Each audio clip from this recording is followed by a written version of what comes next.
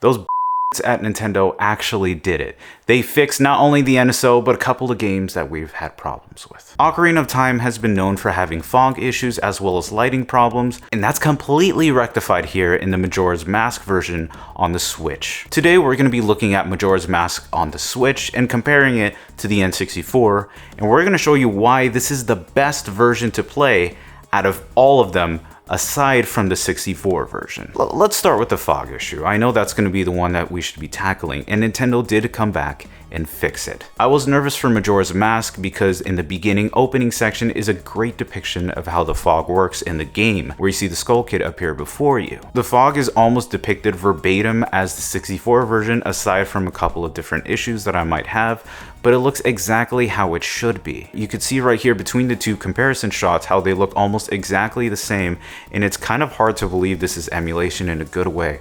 It's nice to see that Nintendo is actively trying to rectify a lot of the problems and listen to the community for people to fix it. To confirm this as well, Twitter user Oatmeal Dome actually went back in Ocarina of Time and confirmed that the Water Temple section has been completely fixed. And that also is the same for Majora's Mask and all the other NSO games, but I thought that is actually a good tidbit to throw because it's nice to see Nintendo is coming back and really fixing that. This is the most prominent use of fog that I've seen in Majora's Mask, but I still think it's a necessary component to talk about because fog and lighting are an integral part of Majora's Mask more than Ocarina, because it's what gives the game its atmosphere, its tone, and its mood, and it especially enhances some of the scenes and characters that you see in Majora's Mask and Termina. For the fog though, I have noticed that there might be a bit of a white balancing issue.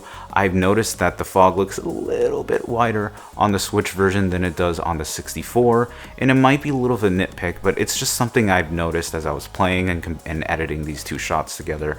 I do feel like the Switch version is a little bit on the whiter side. I will say it's just great to see that Nintendo really did rectify this. I might have a little bit of a discrepancy with the lighting, more specifically here with the Mask Salesman.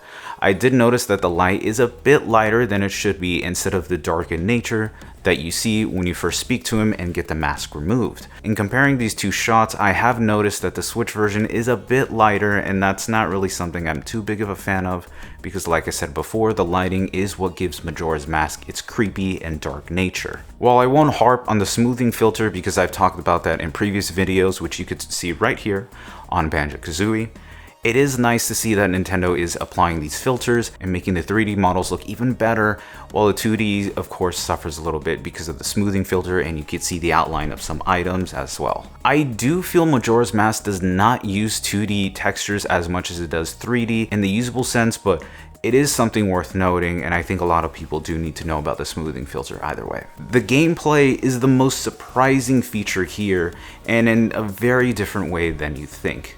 The frame rate is actually capped at 30 FPS, but you might see a little bit of dips here and there, but not as inconsistent as the 64 version. Keep in mind the Nintendo 64 version uses the expansion pack, which allows it to use higher frame rates and higher fidelity. And even though the 64 has always had trouble trying to have this at a steady frame rate, it does so at its own pace. Majora's Mask is the most demanding game on the 64, and it makes sense for that to happen. There's a very interesting thing to note. Twitter user and speedrunner Fig02 also found out that Nintendo actually intentionally dipped the frame rate, more specifically in the giant cutscene right here. The reason this was intentional is that Nintendo tried to match the frame rate dips exactly as the 64 due to video sync issues. Now keep in mind, a lot of games of this era have their frame rates that's tied to the game's speed. If you speed up the frame rate, you also speed up the game, and you also have audio and video issues. You start to notice that some cutscenes play a little bit longer, some play a little bit out of sync, and you might have discrepancies in that. To see that Nintendo went back and actually added specific lag to cutscenes in order to make them as close to the 64 as possible is kind of a milestone to talk about. Keep in mind, this is a company that doesn't really go back and fix a lot of their games, more or less, and just maybe have a couple of patches here or two, but Nintendo actually went back and rectified an old Nintendo 64 game that's kind of a big deal. A great issue with the audio and video, more specifically with Zelda N64 games, is right here in the Ship of Harkinian Discord, which they are trying to work on the PC port of this Discord message that is dated on February 2nd. They've actually increased the frame rate to 60 FPS and it looks amazing. But the problem is the game's speed has to be tinkered with so everything matches accordingly. I'm bringing this up how you see that some games actually require the frame rate to be low in order for the game to run properly with both audio and video. So there's a specific reason why this had to happen, and it's just great to see that Nintendo did that. A little tidbit, the Ship of Harkinian is actually working on the PC port of Zelda, so keep on their Discord and keep in mind this is an incredible accomplishment, but I digress. The Suspend feature I know has been on the NSO since the NES and the Switch, but it's more important than ever to bring this up specifically for Majora's Mask. If you guys don't know, the game doesn't save as it does in Ocarina, where you actually go into the menu and you press save. It actually does a pretty archaic and pretty cumbersome system by using owl statues that are scattered around Termina. And by saving on them, you do kind of a quick save, then you can go back. Nintendo did this to enhance the tension that you feel when the days are rushing by, but I think the Suspend feature is going to be more prominent than ever. You can save the game at any time that you want.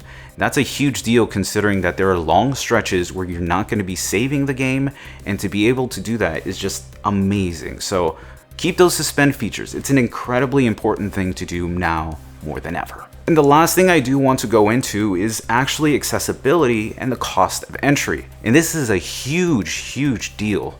Unfortunately, Nintendo did announce the closure of the eShop on both the Wii U and the 3DS, meaning that on official means you won't have access to Majora's Mask on the Wii U as well as on the 3DS digital store. So that's going to be null and void whatever that you do, besides modding. The only way to specifically play this on the 64 is both having a copy of the game and the expansion pack, which is rising in price these days, and it's one of 3 games that actively uses this. If you don't have the expansion pack, you can't play Majora's Mask on the 64, just plain and simple. I do know that cost of entry at $50 a year for the NSO is still a pretty big pill to swallow, but I am very happy that Nintendo's actively going back, fixing some of the issues that we've had problems with on Majora's Mask and other titles, and I think this is just a great thing to do, so props to Nintendo for doing that. While it isn't much of an issue for people to talk about, I really think it's a big deal because there's some people who like to play this on official means,